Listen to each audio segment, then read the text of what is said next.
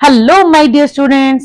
आज हम करने वाले हैं class 8 chapter number 6 Verghese Kurien I too had a dream के क्वेश्चन आंसर। अगर आपको इस चैप्टर की एक्सप्लेनेशन चाहिए तो वो मैंने अपने चैनल पे ऑलरेडी अपलोड कर दी है। आप मेरे चैनल पे जाके क्लास 8 की जो प्लेलिस्ट है उसको ओपन कीजिए। आपको अब से लेकर चैप्टर नंबर 5 तक के सारे बुक एक्सरसाइज के सॉल्यूशन, एक्सप्लेनेशन और इसके अलावा लेट अस राइट वाले पार्ट का सॉल्यूशन और इस चैप्टर की एक्सप्लेनेशन आपको चैनल पे मिल जाएगी। ठीक है, तो आप जाइए और अपना सिलेबस जो है वो इजीली कवर अप कर लीजिए। आज हम करने वाले हैं इसी क्वेश्चन के इसी चैप्टर के क्वेश्चन आंसर। तो चलिए स्टार्ट करते हैं आज की वीडियो। सबसे पहले हमारे पास है लेट अस डिस्कस, जिसके अंदर हमारे पास जो क्वेश्चन है वो बहुत ही इंटरेस्टिंग होने वाला है और ये आपके फ्यूचर में भी काम आने वाला है। क्यों? क्योंकि ये क्वेश्चन जो है वो रिलेटेड है फैक्ट एंड ओपिनियन से। अ fact is something that can be proven true और फॉल्स। देखिए, सबसे पहले क्या है, हमें यहां पर फैक्ट और ओपिनियन के बारे में पता होना चाहिए कि फैक्ट क्या होता है और ओपिनियन क्या होता है। ठीक है, उसके बाद हमें क्या करना है, कुछ हमें स्टेटमेंट्स दी होंगी, उनको हमें आइडेंटिफाई करना है कि ये फैक्ट है या ओपिनियन है। So a fact is something that can be proven true और फॉल्स। फैक्ट जो है वो एक ऐसा स्टेटमेंट होता है, ऐसा सेंटेंस होता है जिसमें हम ये प्रूव कर सकते हैं कि वो ट्रू है या फॉल्स है। जैसे मान लीजिए मैंने कहा कि India got independence on 15 of अगस्त 1947। तो इसको आप चेक कर सकते हैं ना, इसको आप कंफर्म कर सकते हैं कि ये मैं ट्रू बोल रही हूँ या फॉल्स बोल रही हूँ, ये ट्रू है या फॉल्स है, क्योंकि बहुत सारे रिकॉर्ड्स हैं। तो ये क्या है, ये एक फैक्ट है। लेकिन जब हम कहते हैं ना according to me it is not useful, अब जरूरी नहीं है कि जो चीज मेरे लिए यूजफुल नहीं है वो आपके लिए भी यूजफुल ना हो सकता है वो आपके लिए बहुत यूजफुल हो। या फिर अगर मैं कहती हूँ कि Switzerland is a very beautiful country, तो ये मेरा ओपिनियन है, मुझे अच्छा लगता है, आपको शायद ना भी अच्छा लगे। ठीक है, तो ओपिनियन क्या होता है, वो किसी का बिलीफ, किसी की फीलिंग, किसी की जजमेंट होती है। जैसे देखिए अभी मैं पढ़ा रही हूँ, हो सकता है मेरा पढ़ाना कईयों को बहुत अच्छा लगता हो लेकिन किसी को शायद उतना अच्छा ना भी लगे। तो ये आपका ओपिनियन है, आप मेरे बारे में क्या कहते हो। लेकिन अगर हम ये कहते हैं कि I started my channel on this and this date, जैसे मैंने लास्ट ईयर टीचर्स डे पे चैनल को स्टार्ट किया था 5 ऑफ सितंबर, तो वो एक फैक्ट है क्योंकि उसको हम चैनल के डिस्क्रिप्शन में जाके, चैनल की इन्फो में जाके उसको हम ट्रू या फॉल्स चेक कर सकते हैं। ठीक है, तो ये था सिंपल सा फैक्ट एंड ओपिनियन का डेफिनेशन। तो क्वेश्चन हमारे पास क्या है, a fact is something that can be proven true और false. A fact is not based on people's beliefs. ठीक है, ये लोगों के विश्वास पे आधारित नहीं होता है। And opinion on the other hand is a belief, बल्कि जो ओपिनियन होता है वो किसी का बिलीफ हो सकता है, किसी की फीलिंग या किसी की जजमेंट भी हो सकता है। And can vary from one person to another, जैसे मैंने अभी आपको बताया कि वो एक पर्सन से दूसरे पर्सन पे वेरी कर सकता है। वेरी कौन सा है, ये VERY नहीं है, ठीक है, ये है VARY। VARY मतलब जो कि चेंज कर सकता है अकॉर्डिंग, मतलब फ्रॉम पर्सन टू पर्सन।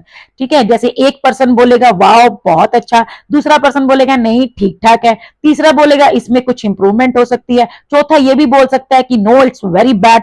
तो ये जो है हर पर्सन के अकॉर्डिंग, हर किसी के जो व्यूज हैं वो वेरी करते हैं। So an opinion can not be proven, और जो ओपिनियन होता है उसको हम प्रूव नहीं कर सकते हैं। तो यहां पे आपके लिए क्वेश्चन क्या है, identify which of the following statements are fact and which are opinion. आपको क्या करना है, यहाँ पर 8 स्टेटमेंट्स दी गई हैं, आपको ये बताना है इनमें से कौन से फैक्ट्स हैं और कौन से ओपिनियन है। Share your answer with your classmate and teacher, ये तो आपको हर क्वेश्चन में करना होता है। अपने आंसर्स को अपने तक नहीं रखना है, अपने क्लासमेट्स और अपने टीचर्स के साथ शेयर करना है, जैसे मैं आप लोगों के साथ शेयर कर रही हूँ अपने स्टूडेंट्स के साथ। So first step, but speaking on the telephone only gives us an immediate but fleeting Joy. कि टेलीफोन पे बात करना हमें उसी टाइम इमीडिएट और खुशी देता है, लेकिन ये जो खुशी होती है वो टेम्परेरी होती है। तो ये जरूरी नहीं है कि जैसा मुझे लगता है वैसा ही आपको भी लगे। तो ये है एक ओपिनियन। ठीक है, मैं यहाँ पर ओ लिख रही हूँ, पहला पूरा ओपिनियन लिख देती हूँ क्योंकि कुछ को मेरी हैंडराइटिंग समझ नहीं आती है। तो ये ओपिनियन है। उसके बाद अभी हम स्टार्ट करेंगे आगे का सेंटेंस, उसमें हम देखेंगे अगर फैक्ट होगा तो एफ लिखेंगे, अगर ओपिनियन होगा तो ओ लिखेंगे। सो सेकंड है, आई started my working life soon after our country became independent, कि जैसे ही देश आजाद हुआ उसके तुरंत बाद, मतलब थोड़े टाइम के बाद ही मैंने अपनी वर्किंग लाइफ स्टार्ट कर दी। तो ये हम वर्गीज कुरियन की लाइफ के फैक्ट से, मतलब उनकी जो ऑटोबायोग्राफी है उनसे इसको चेक कर सकते हैं कि ये ट्रू है या फॉल्स है। तो ये क्या है, ये एक फैक्ट है, और वैसे भी ये किसी का ओपिनियन नहीं है। ठीक है, किसी ने अपना व्यू शेयर नहीं किया है। नेक्स्ट है, to be quite honest service to our nation's farmer was not the career I had in vision for myself. ये क्या है, ये एक ओपिनियन है। वो कहते हैं कि अगर मैं तुम्हें ऑनेस्टली बताऊं तो ये जो है मेरा कोई मतलब प्रॉपर जो है मेरा स्टार्टिंग का जो है करियर नहीं था नेशन के फार्मर्स को सर्विस करना। तो ये उनका एक ओपिनियन है, ठीक है। नेक्स्ट है, I knew I could make a more meaningful contribution by working here in Anand Gujarat. मैं जानता था कि मैं एक बहुत बढ़िया कंट्रीब्यूशन दे सकता हूं गुजरात में रहकर, आनंद में रहकर भी काम करते हुए। तो ये भी उनका एक ओपिनियन है पर्सन का, क्योंकि ये पर्सनल है भाई, उनकी सोच है, हमारी नहीं है, ठीक है, हर किसी की नहीं हो सकती है। तो ये क्या हुआ, ओपिनियन। नेक्स्ट है, values that I saw in my mentor and supporter here in Anand Tribhuvan Das Patel.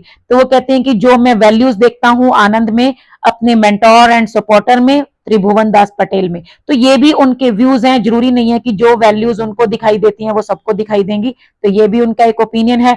Life is a privilege and to waste it would be wrong. Life जो है वो एक प्रिविलेज है और इसको वेस्ट करना गलत होगा। ये भी किसी का ओपिनियन हो सकता है, क्योंकि फैक्ट नहीं है। कोई पर्सन ये भी कह सकता है कि भाई क्यों नहीं, हमारी लाइफ है, हम तो वेस्ट करेंगे, ठीक है। तो ये हर किसी के अकॉर्डिंग वेरी करेगा। I hope that you too will discover, I hope आ गया ना सिंपली, कि मैं उम्मीद करता हूं कि तुम भी एक दिन डिस्कवर करोगे। तो ये भी फैक्ट नहीं है, बल्कि ये भी ओपिनियन है। सारे के सारे ओपिनियंस ही आ गए हैं हमारे पास। लास्ट आता है, the magnificent ceremony in which the president awarded me the Padma Vibhushan in 1999।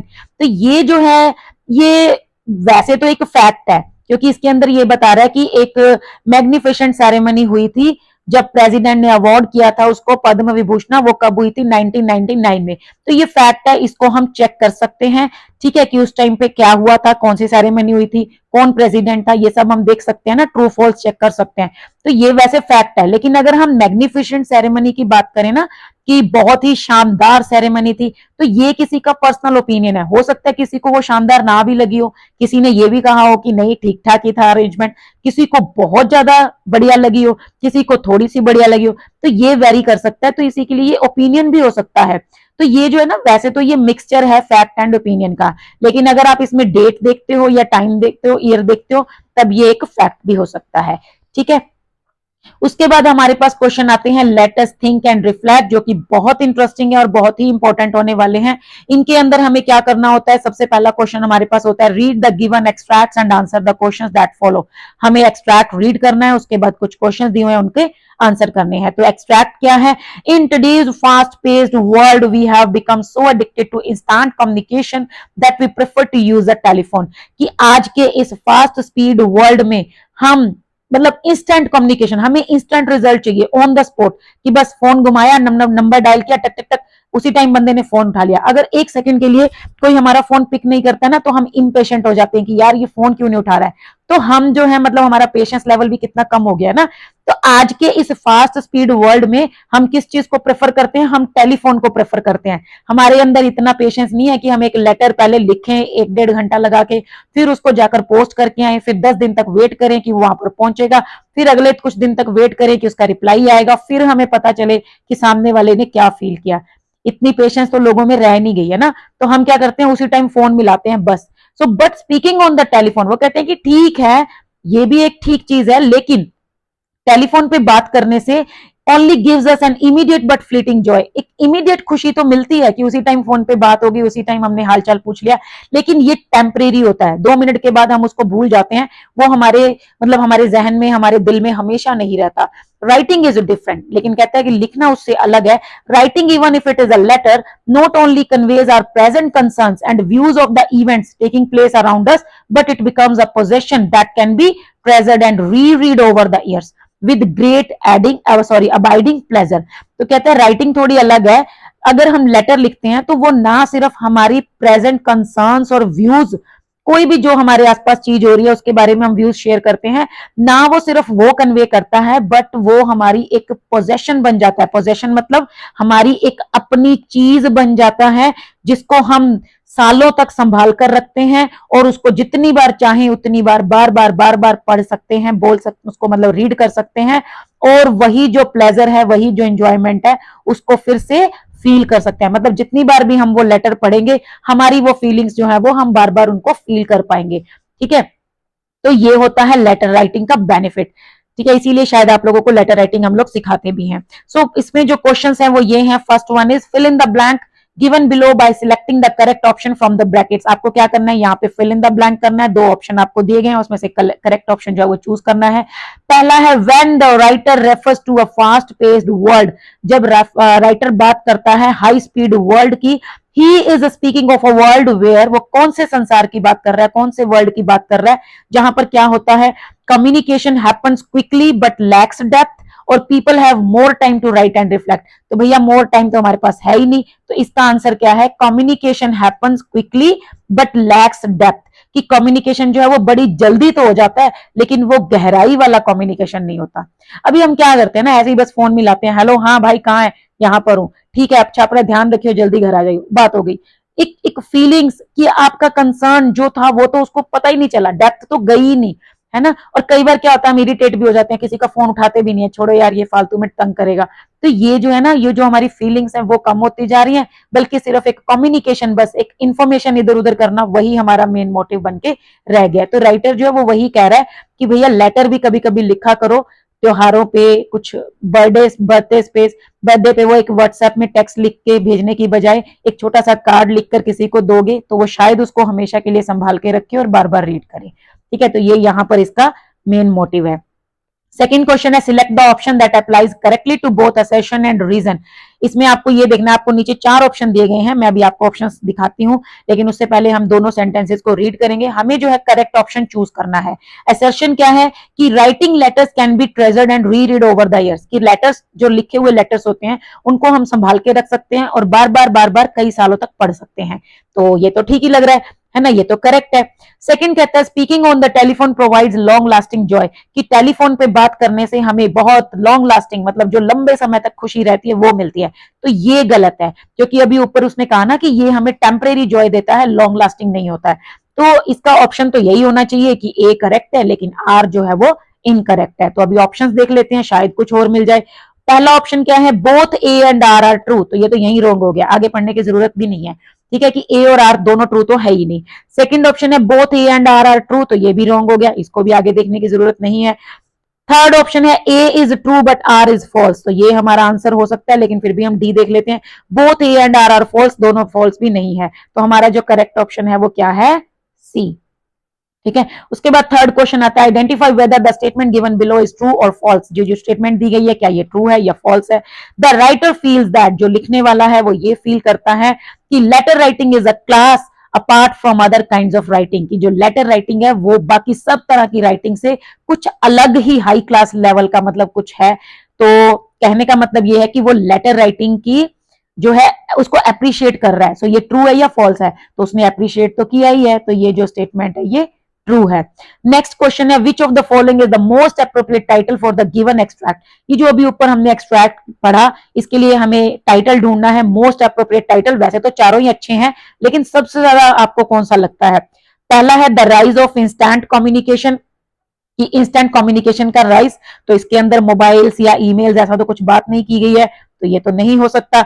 The fleeting delight of phone calls, इसमें जो है फोन कॉल्स के ऊपर भी ज्यादा प्रेशर नहीं दिया गया है, हालांकि इतना तो बोला गया कि हाँ ये टेम्परेरी होता है, लेकिन फ्लीटिंग होता है, लेकिन ज्यादा एम्फेसाइज नहीं किया गया। तो अभी हम इसको एक बार साइड में रख लेते हैं, देखते हैं नेक्स्ट क्या है। The lasting joy of written words, written words का जो है लॉन्ग लास्टिंग जॉय, लंबी खुशी जो हमें लेटर लिखने से मिलती है, इसके ऊपर ज्यादा बोला गया है, तो ये हो सकता है। लेकिन फिर भी हम फोर्थ देख सकते हैं, living in a fast paced world, कि इस हाई स्पीड वर्ल्ड में लाइफ, तो ये इसके बारे में ज्यादा बात नहीं की गई है। तो हमारे पास जो बेस्ट ऑप्शन है वो है सी। ठीक है, इसमें भी देखिए आप, इसमें ये बोला ना द मोस्ट अप्रोप्रिएट ऑप्शन, ऐसा नहीं है कि करेक्ट, करेक्ट तो चारों ही हो सकते हैं, टाइटल तो कोई भी हम दे सकते हैं, लेकिन मोस्ट अप्रोप्रिएट क्या है, C, the lasting joy of written words.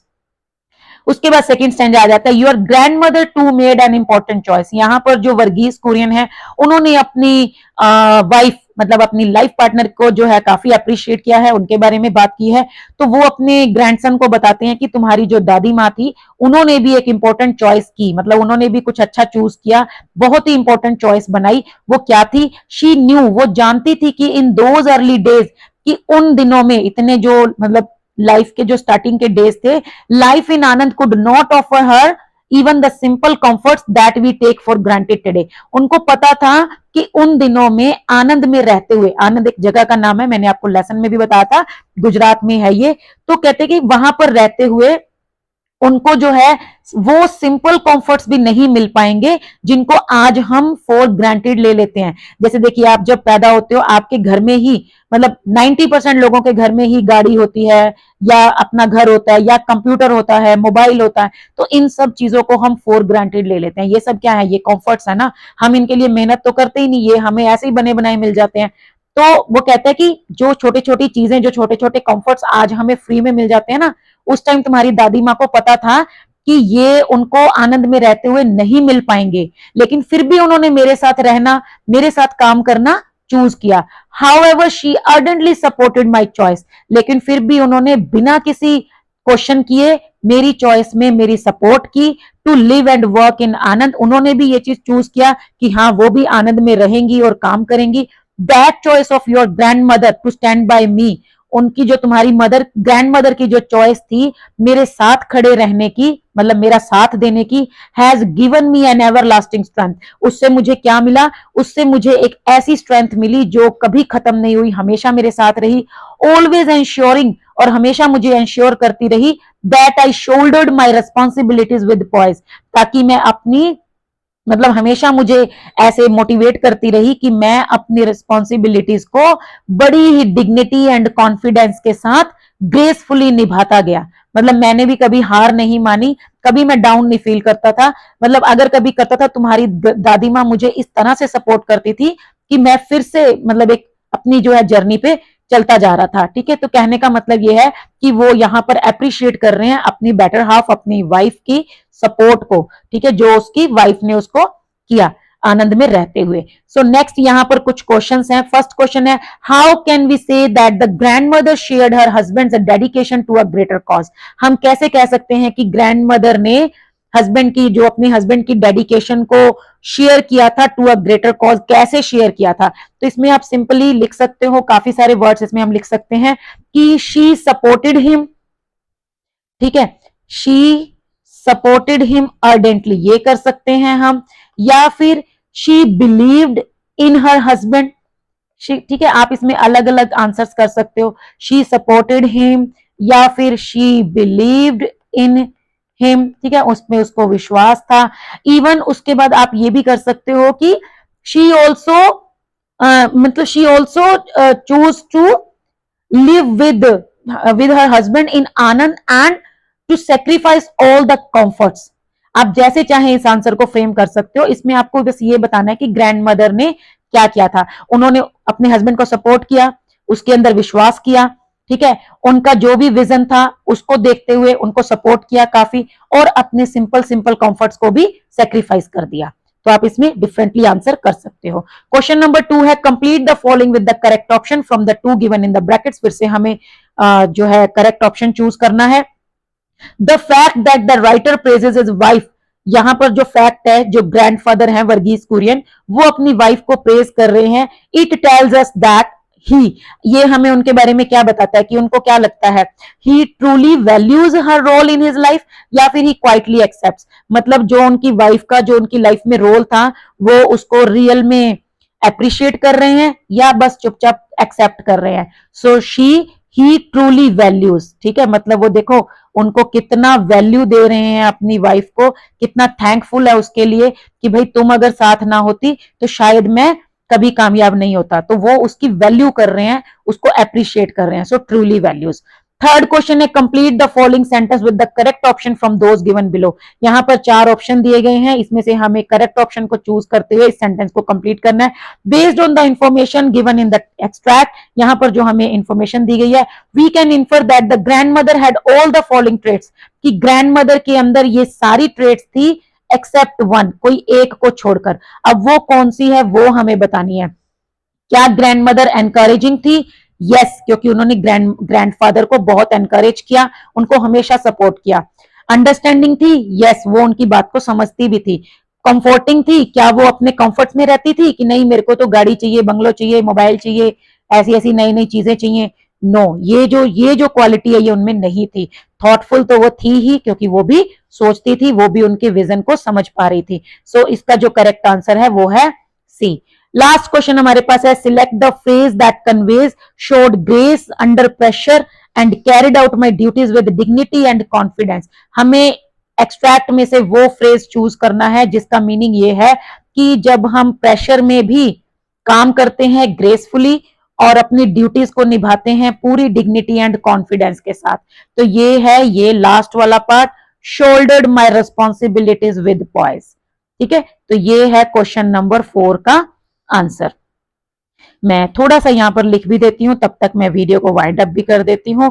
यहां पर आपका जो आंसर आएगा, शोल्डर्ड रिस्पॉन्सिबिलिटीज, माई लिखने की भी जरूरत नहीं है, शोल्डर्ड रिस्पॉन्सिबिलिटीज, थोड़ी सी हैंडराइटिंग मेरी गंदी हो गई, विद पॉइज। ठीक है, तो ये है इस क्वेश्चन का आंसर। आपको बस ये फ्रेज जो है वो चूज करना है, क्योंकि शोल्डर्ड का मतलब होता है कंधे से कंधा, मतलब कंधों पे बोझ उठाना या कंधों से कंधा मिलाकर चलना। रिस्पॉन्सिबिलिटीज होगी जिम्मेवारियां। विद पॉइज का मतलब हो गया calmly, peacefully, gracefully and with confidence. ठीक है, मतलब ऐसे नहीं शोर मचा मचा के काम करना या हमेशा ऐसे नर्वस हुए रहना या ऐसे एक्साइटेड हुए रहना। नो, आराम से ग्रेस के साथ, कॉन्फिडेंस के साथ, डिग्निटी के साथ स्टेप बाय स्टेप अपने काम को करते जाना। तो ये होता है showed grace under pressure and carried out the duties with dignity and confidence. So shoulder responsibilities मतलब अपनी जिम्मेवारियों को निभाना, विद पॉइज मतलब कॉन्फिडेंस और कॉन्फिडेंस के साथ एंड कामली एंड ग्रेसफुली। ठीक है, तो ये थे हमारे लेटेस्ट थिंक एंड रिफ्लेक्ट के पार्ट 1 के क्वेश्चन। ये जो नेक्स्ट क्वेश्चन है ये मैं आपको नेक्स्ट वीडियो में कराऊंगी, क्योंकि अदरवाइज वीडियो बहुत लंबी हो जाती है और एक ही वीडियो में कवर करना थोड़ा मुश्किल हो जाता है। इसके बाद हम इस चैप्टर की बुक एक्सरसाइज भी सॉल्व करेंगे। तो आपने अगर अभी तक मेरे चैनल को सब्सक्राइब नहीं किया है तो सब्सक्राइब कर लीजिएगा, ताकि आपको नोटिफिकेशन मिल जाए कैसे ही मैं नेक्स्ट वीडियो अपलोड करती हूँ। इसके अलावा बाकी सारे चैप्टर्स मैंने कवर करवा दिए हैं, वो भी आप पढ़ सकते हो मेरे चैनल पे जाके, एग्जाम के लिए अच्छे से प्रिपेयर हो सकते हो। कोई भी डाउट हो तो आप मेरे साथ वो भी शेयर कर सकते हो। I will try to answer your questions for sure. Okay, तो आज के लिए बस इतना ही, मिलते हैं नेक्स्ट वीडियो में। तब तक के लिए thank you, bye bye, keep learning.